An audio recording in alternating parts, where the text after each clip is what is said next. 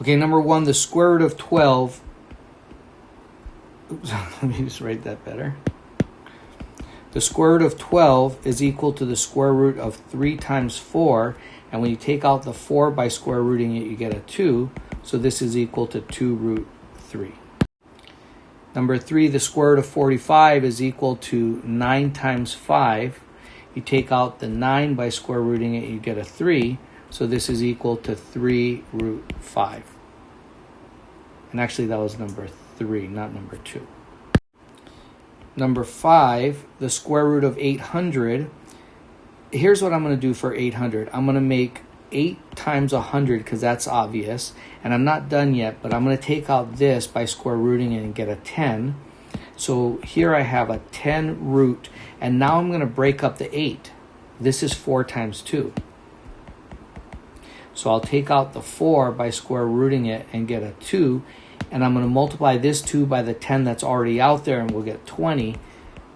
And we're left with this 2 in the radical. Okay, number 7.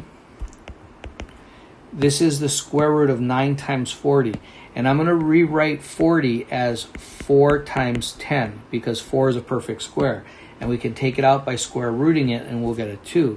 And we'll take this 2 and multiply by the 9 that's already outside and we'll get 18. And we're left with this 10 in the radical. So that's what gets left behind. Number 9, okay, you could multiply this and this to get 180, but that's not the smartest way to do it because then you're just going to have to simplify 180. But if you notice, this is 6 times 5.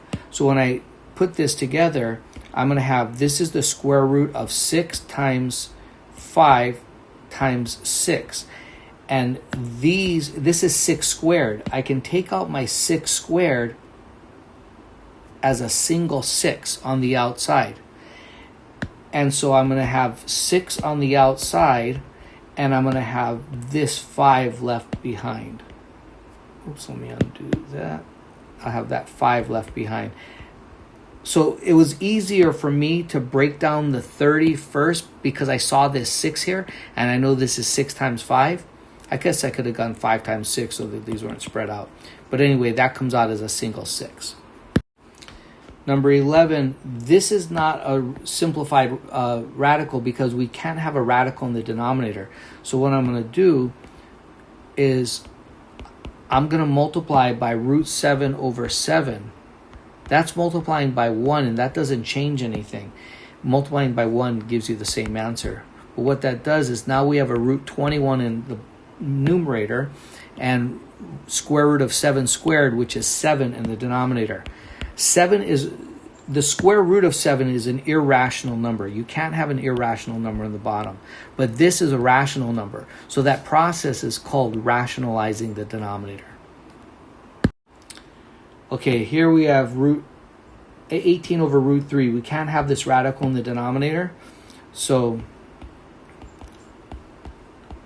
I'm going to multiply by root 3 in the numerator and in the denominator. That's the same thing as multiplying by 1, so that doesn't change anything. And we get that in the numerator and that in the denominator. And then we cancel. 3 goes into this 6 times, so we end up with 6 root 3 over 1. But you don't write over 1, you just write 6 root 3. Okay, Pythagorean's theorem tells us that the sum of the square of the legs, this is a squared plus b squared, is equal to the square of the hypotenuse. So 3 squared plus 4 squared is equal to x squared. 9 plus 16 is equal to x squared.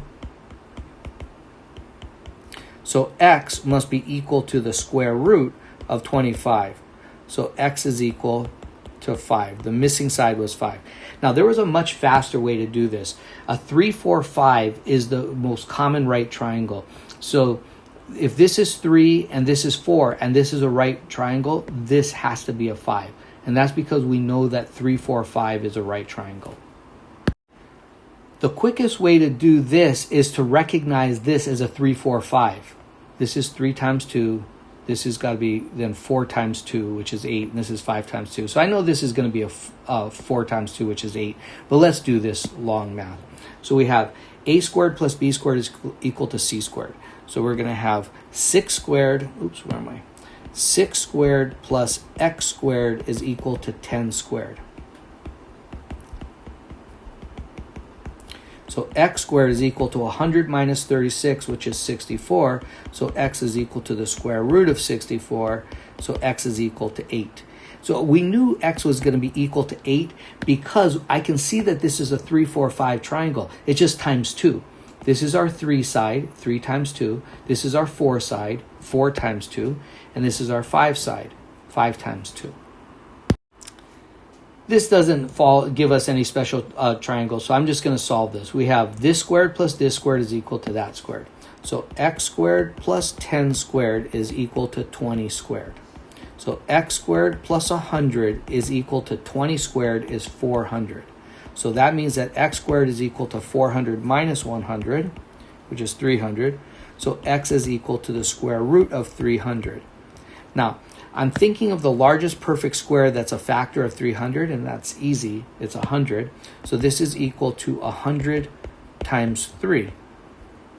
And I'll take out the 100 by square rooting it, and we'll get 10. So our final answer is x is 10 root 3. Okay, the sum of the squares of the legs is equal to the square of the hypotenuse. So this squared plus this squared is equal to this squared. 4 squared plus 4 root 3 squared is equal to x squared. This is 16 plus. Now when we square this, you have to square each part. So squaring this gives us a 16. Squaring this gives us a 3. So we're going to end up with 16 times 3 there, which is a 48. So this is going to be 48, 54, 64. That means that x is equal to the square root of 64. So x is equal to 8. Okay, so here's the deal. If all these sides are parallel, this is parallel to this and this is parallel to this, then if this is 24, this has to be 24 as well. So this is going to be 24.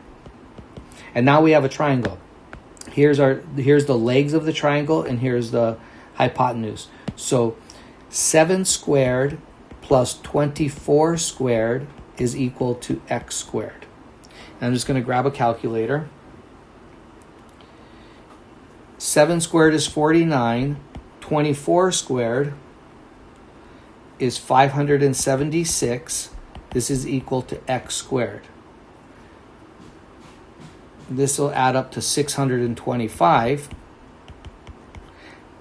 So that means that x must be equal to the square root of 625. Now, if you're doing this on a calculator, you'll see that x is equal to 25 pretty easily. Okay? But if you're not using a calculator, the way you do this is 625. You know this is divisible by 5. So you have 5. 5 goes into 6 once with 1 left over. 5 goes into 12 twice with 2 left over. 5 goes into 25 5 times. I know this is divisible by 5. 5 goes into 12 twice with 2 left over. 5 goes into 25 5 times. And this is 5 and 5. So what we have is a square root of 5 to the 4th. And you take out 5 to the 4th. And remember, whenever you take something out of a radical, you divide the exponent by the index. So this gives you 5 to the 4 divided by 2 is squared. And that's 25. But if you're using a calculator, you would have seen that that was 25 right off the bat. Okay, if these are all right angles and these sides are parallel, this is parallel to this is parallel to this. So if this is 8, that's 8. Oops, what did I just do? Okay, now, here's my right triangle. These are the legs, so the sum of the squares of the legs is equal to the square of the hypotenuse. So 64 plus 64 is equal to x squared. So x squared is equal to, I could multiply this out, but I see what I'm about to do. 64 plus 64 is 2 times 64. The reason I want to do that is because now x is equal to the square root of 2 times 64. I saw this as a perfect square, and I know there's two of them, so why add them together just to have to factor it back out? So now I take this, and this is an 8, and I'll get x is equal to 8 root 2. If that was confusing to you, just add these up and get 128, and then factor out the 128, and you'll eventually get to 8 root 2. That's it.